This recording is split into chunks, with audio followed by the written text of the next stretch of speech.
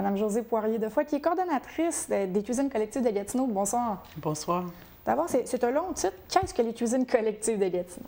Les cuisines, le regroupement des cuisines collectives de Gatineau, c'est un organisme qui regroupe des cuisines collectives qui font partie d'organismes communautaires.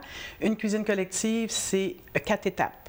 Les planifications, les achats, la cuisson et l'évaluation. Quand on fait les 4 étapes, on est une cuisine collective. Les buts et les objectifs, justement, des cuisines collectives, est-ce que c'est de faire sortir les gens? Est-ce que c'est de démontrer qu'on peut économiser tout en mangeant bien? C'est quoi, justement, les objectifs? C'est un peu tout ça. C'est de cuisiner ensemble pour que ce soit plus économique, mais c'est aussi pour essayer des nouvelles cuisines, pour transférer la connaissance, pour échanger, briser l'isolement. Ça a multiples raisons de cuisiner ensemble. Est-ce que c'est ouvert à tous ou c'est ouvert plus pour les gens, exemple, à faible revenu ou les personnes âgées? Non, à vrai dire, les cuisines collectives, c'est ouvert à tout le monde. On a traditionnellement, des fois, ancré les cuisines collectives proches des maisons de quartier ou des banques alimentaires, mais c'est beaucoup plus large que ça, le mandat des cuisines collectives. C'est d'aider tout le monde qui veut cuisiner ensemble. Combien de cuisines collectives on peut retrouver sur le territoire de Gatineau? Bon an, mal an, on a plus d'une 50aine de cuisines collectives dans la MRC de l'Outaouais qui est en action. Puis des fois, ça monte jusqu'à 60, des fois, ça redescend parce que c'est des groupes vivants qui vont et qui viennent selon les besoins des gens.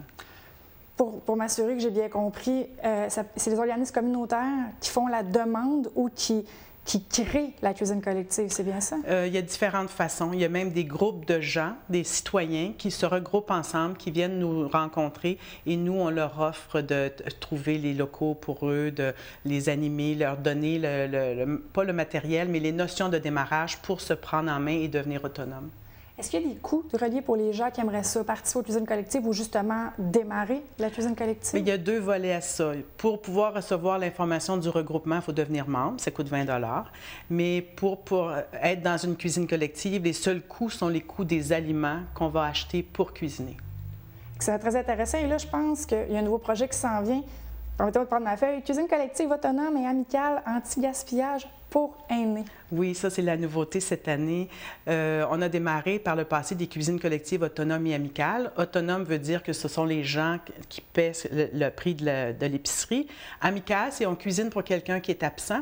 Puis anti-gaspi, c'est une nouveauté parce que l'an passé, l'escouade anti-gaspillage alimentaire a vu le jour et a fait des glanages. Le glanage, c'est lorsqu'on va récolter à la fin des récoltes. Une fois que l'agriculteur ne retournera plus dans les champs, il nous laisse aller ramasser les surplus. Et de ces surplus-là, on les remet dans les banques alimentaires, mais on s'est aperçu qu'il y avait des surplus de surplus et qu'il fallait transformer ces denrées-là pour ne pas les perdre. Alors, la notion anti-gaspi pour aînés, c'est qu'il y a des gens qui ont du temps, qui ont le goût de venir transformer cette ressource-là et d'en faire des bonnes soupes, des bons muffins pour le redonner à des aînés dans le besoin. Wow, quel beau projet. Et là, je veux savoir, est-ce qu'en 2015, le besoin est encore aussi présent pour les cuisines collectives? Je dois dire qu'il y a un engouement qui, depuis quelques années, qui se manifeste, pas juste pour le côté économique, mais pour la partie de transfert du savoir et de briser l'isolement. C'est sûr que c'est économique, là, on peut pas, c'est indéniable, mais on peut cuisiner ce qu'on veut en groupe, puis ça va être plus facile pour tout le monde, puis ça va être savoureux. Vous n'êtes sûrement pas la seule à travailler au regroupement. Justement, vous avez une équipe. Comment ça fonctionne? Est-ce que moi-même, je pourrais dire, bon, je pars ma cuisine collective, c'est moi qui monte le tout. Comment ça fonctionne? Oui, vous venez me rencontrer, puis là, je vous explique comment faire, et puis vous partez votre cuisine. Et on a un conseil d'administration et une animatrice qui me seconde dans le travail. Justement, il y a des animateurs. Vous êtes, comme je dis, vous n'êtes pas seul, il y a des animatrices. Est-ce qu'il y a des chefs cuisiniers? Je pense que vous avez un événement avec Moisson Outaouais, là. Oui, en ce moment, on a un cours, on offre des formations en cuisine économique. Aujourd'hui, il y avait démarrage d'une cuisine collective, il y aura animation d'une cuisine collective et cuisine économique. C'est des formations qui sont montées par le C3S et l'Agence de santé pour permettre aux gens de comprendre comment manipuler les aliments pour ne rien perdre. Vous avez parlé de l'escouade anti-gaspillage. Mme McSween est venue nous voir justement pour nous expliquer un peu comment ça fonctionne. Vous avez une relation qui est quand même assez exemplaire avec la table, si je ne me trompe pas. Bien, on est comme...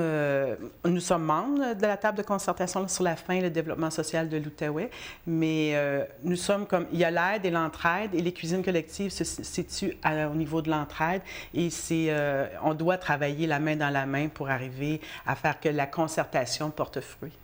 Je vais sortir un peu de votre cas, si vous me permettez, de coordonnatrice des cuisines collectives. La table a un projet de bombe rêveuse. C'est votre idée. J'aimerais ça qu'on en parle un petit peu. Les bombes rêveuses, on a démarré ça avec ma fille il y a quelques années. C'est qu'on parlait de faire que nos villes deviennent nourricières, qu'on puisse nourrir les citoyens à tous les coins de rue. Alors, on a dit, on a assez parlé. Maintenant, on passe à l'attaque. On s'est doté d'un outil qui est un petit sachet avec des grains, avec le terreau. C'est tout prêt à exploser. Et tout ce qui va sortir de ça est comestible. Et ça n'a pas besoin qu'on le plante. On peut juste le lancer sur un terrain vague. On appelle ça nos BA, nos bombes d'attaque.